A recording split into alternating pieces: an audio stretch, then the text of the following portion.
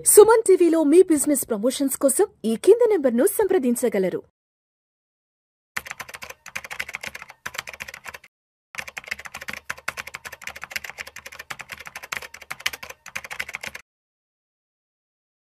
అనిల్ గారు నమస్తే సార్. నమస్తే విష్ణు గారు. Welcome to Vishnu talks. Thank you for inviting అండి. అనిల్ గారు, ఒక్కసారి ఇవాళ బంగారం వెండి ధరలు ఎలా రికార్డుల మోత మోగిస్తున్నాయో చూద్దాము.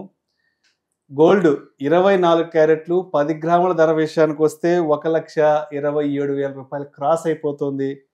గోల్డ్ 22 క్యారెట్లు 10 గ్రామ్స్ అంటే ఆర్నమెంట్ గోల్డ్ 1,15,000కి క్రాస్ అయిపోతుంది. వెండి విషయానికి వస్తే 1 గ్రాము 182 రూపాయలు అంటే కేజీ 1,82,000 రూపాయలు అంటే 2 లక్షలకి పెద్ద తేడా ఏమి లేదు, పెద్ద దూరం ఏమి లేదు. అది కూడా ఒక 2-3 రోజుల్లో వెళ్ళిపోతాం అనుకున్నాం. ఎందుకు ఇంతలా బంగారం వెండి ధరలు పెరిగిపోతున్నాయంటారు? అసలు కారణాలు ఏంటి? Present gold and silver trends ఎలా ఉన్నాయి? ఫస్ట్ తీసుకుంటే గోల్డ్ అండ్ సిల్వర్ ట్రెండ్స్ ఈ సంవత్సరం చూసుకుంటే నియర్లీ సిల్వర్ వచ్చేసి 65% to 70% ఆల్రెడీ ఈ క్యాలెండర్ ఇయర్లో 10 నెలల్లో 9 నెలల్లో పెరిగేసింది ఆల్రెడీ. అదే బంగారం కూడా ఒక 50 నుంచి 55% ఈ సంవత్సరం పెరిగేసింది. ఇది రకరకాల కారణాలు. గోల్డ్ అటు ఇంటర్నేషనల్గా కానివ్వండి, ఇటు డొమెస్టిక్ డిమాండ్ వల్ల కానివ్వండి, ఇటు ఫెస్టివల్ సీజన్ వల్లనే అయి ఉండొచ్చు. ఇవన్నిటి కారణాలు వల్ల కూడా ఇవన్నీ జరిగాయి. అందులో కూడా మనం కొంచెం డీప్ డైవ్ చేసుకుని ఎందుకు మేజర్ చూసుకుంటే గ్లోబల్ ఫ్యాక్టర్స్ వచ్చేసి పక్కా ఇన్ఫ్లేషన్ భయాలనేది అన్ని మార్కెట్స్లోనూ ఉన్నాయి ఎక్సెప్ట్ ఇండియన్ మార్కెట్లో. బట్ మనకు కారణం వేరే ఉన్నా గ్లోబల్గా మాత్రం వేరే ఎకానమీస్లో ఇన్ఫ్లేషన్ భయాల వల్ల అదొకటి మేజర్ రీజన్. దానివల్ల ఏంటంటే గోల్డ్ని హెడ్జ్ లాగా వాడుతూ ఉన్నారు ఇన్వెస్టర్లు కానివ్వండి, ఇన్స్టిట్యూషనల్ ఇన్వెస్టర్స్ కానివ్వండి, ఈవెన్ బ్యాంకులు కూడా వాడుతూ ఉన్నాయి. మేజర్ ఇష్యూ ఏంటంటే ఇక్కడ అన్ని పబ్లిక్ సెక్టర్ అన్ని సెంట్రల్ బ్యాంక్స్ ఏవైతే ఉన్నాయో ఇంతకుముందు 12 నుంచి 13% మాత్రమే వాటి రిజర్వ్స్లో గోల్డ్ పెట్టేవి. అక్కడి నుంచి 23-24% తీసుకెళ్తే అంటే లాస్ట్ 2 ఇయర్స్లో ఇంత బంగారం కొనేసి వాళ్ళ వార్డ్స్లో పెట్టారు.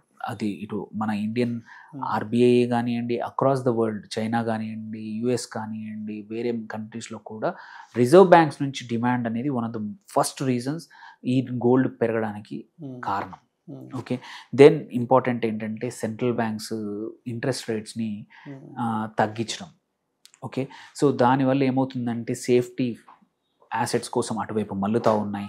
Then most important thing another thing geo political uncertainties ఏవైతే ఇటు ట్రంప్ వచ్చాక యుద్ధాలు కానివ్వండి, ఆర్ మిడిల్ ఈస్ట్లో జరుగుతున్న మొన్నటి వరకు జరిగిన ఇజ్రాయెల్ బాంబింగ్స్ ఏవైతే ఉన్నాయో అన్నింటిపైన, అటు రష్యా ఉక్రెయిన్ యుద్ధం ఆగట్లేదు.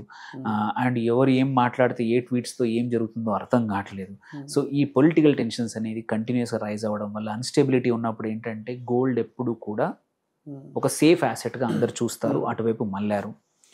దెన్ ఇండియన్ కరెన్సీకి కాదు బట్ రెస్ట్ ఆఫ్ ద కరెన్సీస్కి అగెనెస్ట్గా మాత్రం యుఎస్ డాలర్ వీక్గా ఉంది.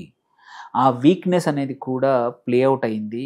దానివల్ల ఏంటంటే యుఎస్ డాలర్ని తగ్గిస్తూ గోల్డ్ని ఎక్కువగా హెడ్జ్కి వాడుతూ ఉన్నారు అనమాట. సో ఇవి మేజర్ 4 or 5 ఇంటర్నేషనల్ రీజన్స్. ఇంకా డొమెస్టిక్ రీజన్స్ కూడా ఉన్నాయి కొన్నింటి. అవేంటి చూసుకుంటే నేను చెప్పినట్టు యుఎస్ డాలర్ డిప్రిషియేట్ అవుతుంది అగేనెస్ట్ వేరే కరెన్సీస్, బట్ ఇండియన్ రూపీ కూడా యుఎస్ డాలర్కి అగేనెస్ట్గా డిప్రిషియేట్ అవుతుంది. అదొక కారణం. ఎందుకంటే మనం కొనేవన్నీ డాలర్లు పెట్టి బంగారం కొనుక్కుంటాం, ఇంపోర్ట్ చేసుకుంటాం. మన అవసరాల్లో 60 to 70% ఆఫ్ గోల్డ్ మనం ఇంపోర్ట్ చేసుకోవాల్సిందే.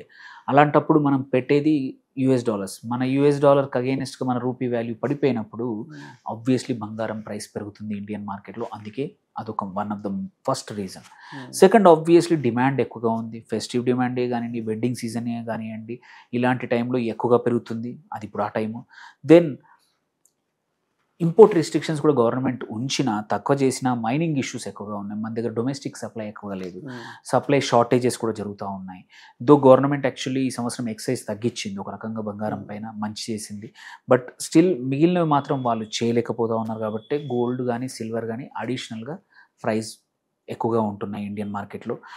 And one of the last important thing అందరూ ఇగ్నోర్ చేయకూడని విషయం ఏంటంటే చాలామంది దీన్ని ఈ రెండు మెటల్స్ని కూడా ఇన్వెస్ట్మెంట్ ఆపర్చునిటీగా చూసుకుంటూ స్పెక్యులేషన్ ద్వారా కావచ్చు or just pure long term investment కోసం కావచ్చు ఈటీఎఫ్ల ద్వారా కానీ డిజిటల్ గోల్డ్ ద్వారా కూడా మ్యూచువల్ ఫండ్స్ ద్వారా కూడా చాలా ఇన్వెస్ట్ చేస్తూ ఉన్నారు. సో ఇటు ఆభరణాల కోసం కన్జంప్షన్ చేసేవాళ్ళు అందరికీ కూడా డిమాండ్ 4 చోట్ల నుంచి డిమాండ్ పెరిగేసరికి ఈ రెండు మెటల్స్ ఏంటంటే ఆగడానికి ఎటువంటి మార్గం చూపించకుండా ఓన్లీ పెరుగుతూ ఉన్నాయి. సో అందుకే ఈ 1 year ఇంత బాగా పర్ఫామ్ చేశాయి. సో ఇది ఈ 7-8 కారణాలు అనేటివి డొమెస్టిక్ ఇంటర్నేషనల్ కారణాలు అన్నింటి వల్ల జనరల్గా ఏంటంటే 1-2 ఉంటాయి కాబట్టి పరిగెత్తడం అనేది కొంచెం ఉంటుంది. బట్ ఆ 7-8 ఒకే కారణాలు వచ్చేవరకు ఈ పేస్ అనేది చాలా ఫాస్ట్గా పిక్ అయిందనమాట. సో గోయింగ్ ఫార్వర్డ్ ఇందులో ఒకటి సాల్వ్ అయినా పేస్ ఆఫ్ గ్రోత్ అనేది తగ్గిపోతూ ఉంటుంది. So there is a high chance ఇప్పుడు ఈక్విటీ మార్కెట్స్ మళ్ళీ పర్ఫామ్ చేయొచ్చు జిఎస్టీ తగ్గించడం వల్ల. ఆర్ ఇండియన్ మార్కెట్స్ కంపెనీస్ యొక్క రిజల్ట్స్ బాగా రాబోతున్నాయి అండ్ అదర్ ఫండమెంటల్స్ కూడా బాగా ఉన్నాయి. ఇండియన్ ఎకానమీలో మ్యాక్రో కూడా బాగా ఉంది కాబట్టి గోయింగ్ ఫార్వర్డ్ ఇవన్నీ బాగా అయితే గోల్డ్ పడిపోకపోవచ్చు బట్ పేస్ సిల్వర్ కూడా గోల్డ్ కూడా పేస్ ఆగిపోవచ్చు. ఇంత ఫాస్ట్గా పెరగకపోవచ్చు, కొంచెం తక్కువగా పెరగచ్చు. సో ఇది దీని కరెంట్ పరిస్థితులు అండి ఇప్పుడున్న పరిస్థితుల్లో. సో అదేవిధంగా ఇప్పుడు ఫిజికల్ గోల్డ్ విషయానికి వస్తే అంటే ఫిజికల్ గోల్డ్ ఆర్ సిల్వర్ ఈటీఎఫ్లకి సంబంధించిన ప్రైస్ బ్యాండ్ కూడా చాలా గ్యాప్ వచ్చేసింది ప్రైస్ బ్యాండ్ విషయంలో. అవును. సో ఇది one of the major concern actually. ఏంటంటే చాలామంది ఏంటంటే ఆల్టర్నేట్గా ఇన్వెస్ట్మెంట్ చేద్దాం అనుకునే వాళ్ళు హెడ్జ్ కోసం ఆర్ స్పెక్యులేషన్ కోసం గోల్డ్ కానీ సిల్వర్ చేద్దాం అనుకునే వాళ్ళు ఈటీఎఫ్ల ద్వారా కొంటున్నారు ఆర్ మ్యూచువల్ ఫండ్. అక్కడ ఏంటంటే మార్కెట్ ప్రైస్కి దానికి చాలా గ్యాప్ వచ్చేసింది. రీజన్ ఏంటి?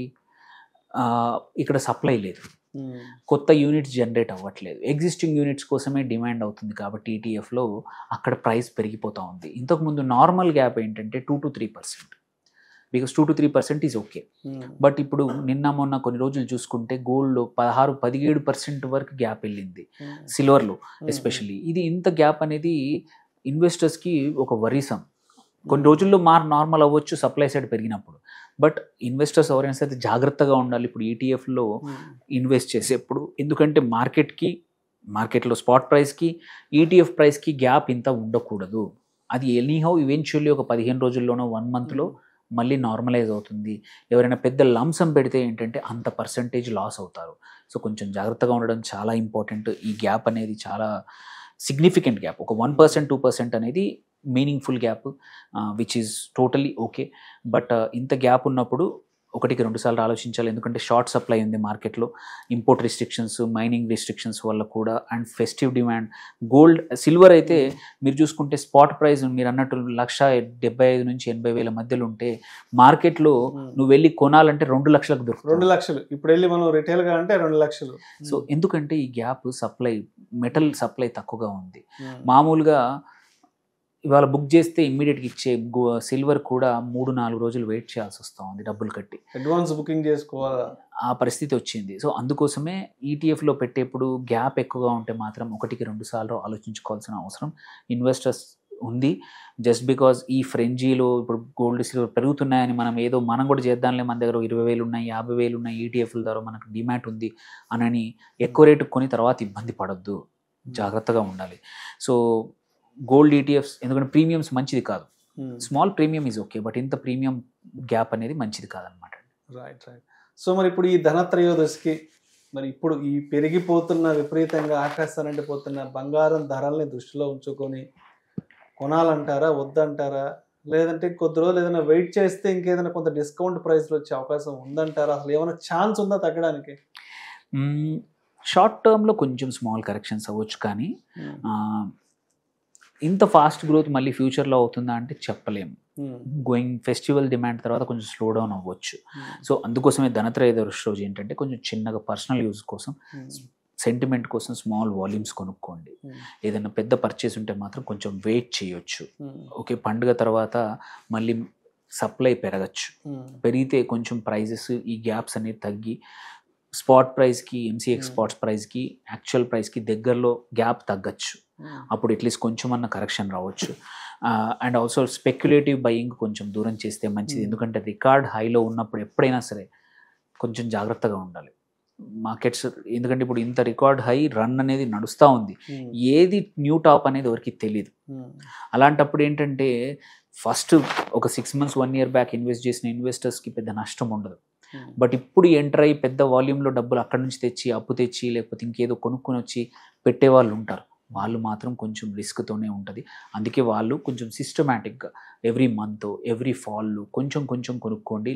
పెద్ద అమౌంట్ ఇన్వెస్ట్ చేయాలంటే సడన్గా మొత్తం డంప్ చేసి ఇమ్మీడియట్గా 10% కరెక్షన్ అయితే తట్టుకోలేక బాధపడే వాళ్ళు చాలామంది ఉన్నారు. సో అది కేర్ఫుల్గా ఉండాలి ఈ టైంలో. సో ఆన్ ద హోల్ మనం చూసుకుంటే ఏంటంటే వెయిట్ చేయొచ్చా అంటే వెయిట్ చేస్తేనే కొంచెం మంచిది. అండ్ స్మాల్ వాల్యూమ్స్లో కొనుక్కోవడం ఉత్తమం. అండ్ మనం చూసుకుంటే కూడా ఇప్పుడు మీరు అడిగిన క్వశ్చన్ ఏంటంటే రకరకాల ఇన్వెస్టర్స్కి రకరకాల ఆన్సర్స్ ఉంటాయి. ఎవరైతే జనరల్ కన్జ్యూమర్స్ ఎవరైతే యాక్చువల్గా పెళ్ళిళ్ళ కోసమో పండుగల కోసమో కొనే వాళ్ళు ఉంటారు కాబట్టి వాళ్ళు కొంచెం చిన్న అమౌంట్ కొనుక్కొని స్లోగా బడ్జెట్ ఎక్కువ వేస్ట్ చేయకుండా నగలు కావాలన్నా ఇప్పుడు ఆప్షన్స్ లో వెయిట్ నగలు వచ్చాయి చాలా. ఈవెన్ 18 క్యారెట్ 14 క్యారెట్ గోల్డ్ కూడా నగలు వచ్చాయి. మంచి డిజైన్స్ చాలా మ్యానుఫ్యాక్చరర్స్ షిఫ్ట్ అయిపోతున్నారు 22 క్యారెట్ల నుంచి. ఎందుకంటే అఫోర్డబుల్ నగలు, పెద్ద నగ కనబడుతుంది, అట్ ద సేమ్ టైం మంచి ప్రైజింగ్లో కూడా మనకు అఫోర్డబుల్ వస్తూ ఉంది. ఇవి వేరే మార్కెట్స్లో ఆల్రెడీ ఉన్నాయి, ఇండియన్ మార్కెట్స్లో కూడా ఇన్వెస్టర్స్ కన్జ్యూమర్స్ మారాల్సిందే. సో మనకు అదొక వైపు ఒక షిఫ్ట్ చేసుకోవచ్చు. దెన్ లాంగ్ టర్మ్ ఎవరైతే ఇన్వెస్టర్స్ ఉంటారో don't by at once, rather mutual ఫండ్లో ఎస్ఐపి లాగా ఇక్కడ కూడా మెల్లిగా ఎస్ఐపి ద్వారా మ్యూచువల్ ఫండ్స్లో కానీ ఆర్ కొంచెం కొంచెం అమౌంట్స్ ఈటీఎఫ్స్ ద్వారా కొనుక్కోవడం, అక్యుములేట్ చేసుకోవడం ఉత్తమం ఇన్స్టెడ్ ఆఫ్ లంసమ్ కొనడం కన్నా. దెన్ స్పెక్యులేటర్స్ ఉంటారో ఎవరైతే షార్ట్ టర్మ్ కోసం గెయిన్ చేసే వాళ్ళు ఉంటారో వాళ్ళు మాత్రం ఎక్స్ట్రీమ్ కాషన్ అవసరం. ఎందుకంటే ఇప్పుడు చాలా హై లెవెల్లో ఉన్నాయి. ఇంటర్నేషనల్ కూడా ఈ ప్రైజెస్ అనేది వయబులా కాదా అనేది మొన్నటి వరకు లేకుండింది. బట్ ఇప్పుడు కొంచెం డౌట్స్ మొదలయ్యాయి. అటు ఇజ్రాయిల్ హమాస్ మధ్యలో కొత్తగా పీస్ అగ్రిమెంట్ కూడా వచ్చింది. హోప్ఫుల్లీ ఇట్లాంటి కొంచెం చేంజెస్ ఏమైనా జరిగితే పొలిటికల్ అన్సర్టెనిటీ తగ్గిందంటే గోల్డ్ ప్రైజెస్ సిల్వర్ ప్రైజెస్ కొంచెం కూల్ ఆఫ్ అవ్వచ్చు, పడిపోకపోవచ్చు బట్ కూల్ ఆఫ్ అవ్వచ్చు. స్పెక్యులేటర్స్కి అది ఇబ్బంది అనమాట. సో అందుకోసం అది. అండ్ ఎవరైతే హెడ్జ్ చేసే వాళ్ళు ఉంటారో వాళ్ళకి ఎప్పటిలాగానే లాంగ్ టర్మ్కి సేఫ్టీ హెడ్జే వాళ్ళ పోర్ట్ఫోలియోలో ఎంత కావాలనుకున్నారో యూజువల్లీ 10 to 15% పెట్టుకోవచ్చు.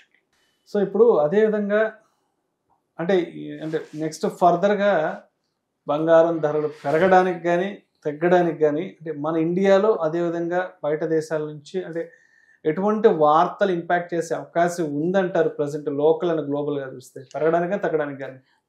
తగ్గడానికి ఫస్ట్ చెప్తాను కారణాలు. కొన్ని తగ్గే అవకాశాలు ఉన్నాయని చెప్పడానికి ఏంటంటే మనకి నేను చెప్పినట్టు ఒక మేజర్ ఫ్యాక్టర్ ఏంటి, USD INR conversion exchange rate. అది గోయింగ్ ఫార్వర్డ్ మళ్ళీ ఇండియన్ కరెన్సీ అప్రిషియేట్ అయ్యే అవకాశాలు ఉన్నాయి, ప్రొవైడెడ్ ఈ యొక్క ట్రంప్ ట్రేడ్ డీల్ ఏదైతే ఉందో ఇండియా యూఎస్ మధ్య ట్రేడ్ డీల్ సెట్ ఆఫ్ అయితే మళ్ళీ ఎక్స్పోర్ట్స్ మనవి నార్మలైజ్ అయితే మన రూపీ అప్రిషియేట్ అయినప్పుడు మాత్రం గోల్డ్ తగ్గే అవకాశాలు ఉన్నాయి. అదొక one of the reason. And also interest rates ఏమైనా మార్పులు వస్తాయి, ఆర్బీఐ తగ్గించకుండా సేమ్గా ఉంచినా కానీ అటు యూఎస్లో కూడా స్టేబుల్గా ఇంట్రెస్ట్ రేట్ మెయింటైన్ చేసినా కానీ గోల్డ్ పెరగకుండా ఆగిపోయే అవకాశాలు ఉన్నాయి. ఇవి తగ్గడానికి అవకాశాలు. పెరగడానికంటే మళ్ళీ ఏమైనా ఇప్పుడు చైనా యూఎస్ మధ్యలో మళ్ళీ ట్రేడ్ వార్ ఆయన చేశారు. November 1st నుంచి కొత్తగా 100% టారిఫ్స్ వేస్తానని చెప్పారు. దానికి అగెయినెస్ట్గా రిటాలియేటరీగా చైనా కూడా మేము కొన్ని కీ రేర్ ఎర్త్ మెటల్స్ కానీ చాలా వాటిని బ్లాక్ చేస్తామని చెప్పింది. సో ఈ కొత్తగా దీనివల్ల ఏమైనా ఎస్కలేట్ అయ్యి గ్లోబల్ ట్రేడ్ టెన్షన్స్ మన ఇండియా యూఎస్ అయిపోయింది అనుకునే టైంలో మళ్ళీ కొత్తగా మొదలైతే దాని ఎఫెక్ట్ కూడా వరల్డ్ వైడ్ అన్సర్టెనిటీ పెరిగి మళ్ళీ గోల్డ్ మీద మళ్ళీ ఇంకా పెరిగే అవకాశాలు ఉన్నాయన్నమాట. సో అటువైపు నుంచి అది, ఇటువైపు నుంచి ఇది. సో ఏంటంటే అందుకే ఎక్స్ట్రీమ్ కాషన్ ఇంపార్టెంట్ స్పెక్యులేటర్స్కి. కన్జ్యూమర్స్ మాత్రం కొంచెం కొంచెం అక్యుములేట్ చేసుకోవాల్సిందే అవసరం ఉంటే. ప్రీవియస్ ఇయర్ లాగా ₹1,00,000 దగ్గరికి మాత్రం గోల్డ్ ఇప్పుడు వచ్చే అవకాశం లేదు. Thank you sir, thank you so much Anil గారు. Thank you.